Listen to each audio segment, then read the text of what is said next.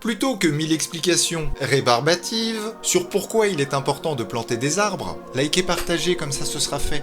Plutôt que d'essayer de vous motiver à faire de même, c'est-à-dire planter des arbres, je vais vous montrer l'histoire de quelques potes qui passent un bon moment à mettre en terre quelques noyers, loin de la Vologne, dans les Yvelines. J'ai planté ces graines l'automne dernier et, au début du printemps, nous avons replanté 2 jeunes plants. Un chouette moment dans les champs avec Paul, Loïc et son chien dont j'ai oublié la marque.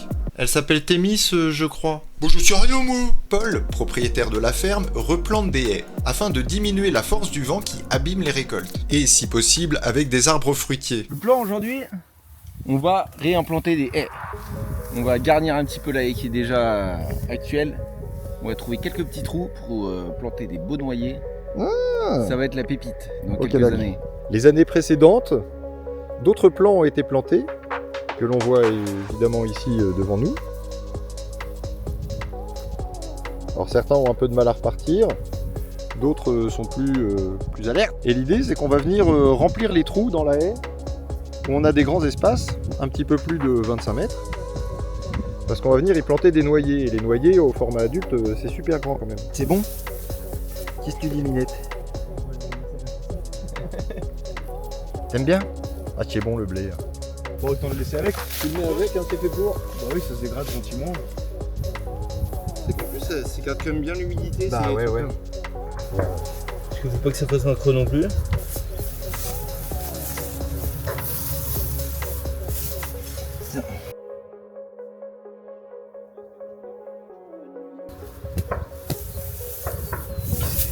Et voilà.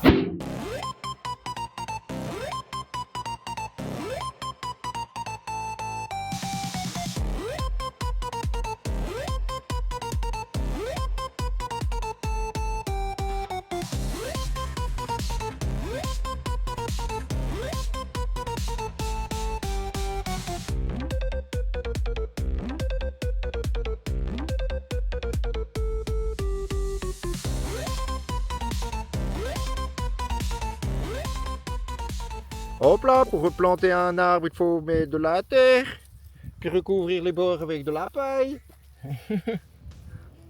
Oh, mais il y a un ver de terre, c'est-tu pas un motoculteur? Alors en effet, j'ai fait des photos en gros plan, et il s'avère que les vers de terre ont bel et bien des motoculteurs.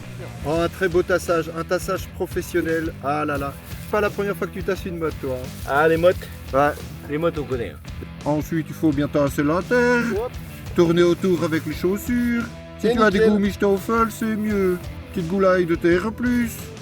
Ça, c'est Wunderbar. C'est magnifique. Oh c'est transformé en épine B. Lui, il est en train de tenir à la laisse directement le champ. Mais ça ne sert à rien, il ne partira pas le champ. Tu peux lâcher la laisse. Bon bah voilà, il est magnifique. On voit qu'on a dérangé 2-3 fourmis d'ailleurs. Ça fait un peu la gueule. Mais bon, c'est le jeu, mes pauvres lucettes. Ça vous fait de la nourriture pour plus tard. Nous nous quittons bien heureux d'avoir planté ces quelques arbres, d'autres sont prêts à être replantés cet automne, comme je vous l'ai montré en début de vidéo.